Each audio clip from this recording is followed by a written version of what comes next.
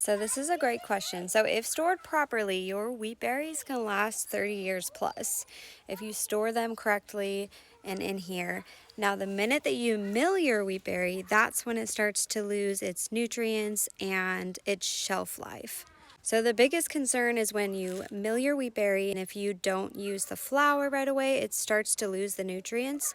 By the time you get to a week to a month of it just sitting there, it can go rancid and bad, and a lot of the nutrients will be gone. So I definitely recommend milling your wheat berries as you go when you're actually baking stuff and going to use it. So I like to keep all of mine in jars, and I go through these really fast. This great company out here on TikTok that sells wheat berries. So I just keep them in their bag because I go through them so fast. And then you can keep glass jars and fill those. You can use oxygen absorbers in these if you're not going to use them right away or very often. Then if you buy your wheat berries in bulk, you can use these buckets with gamma lids. These are special lids that will help keep bugs and anything out.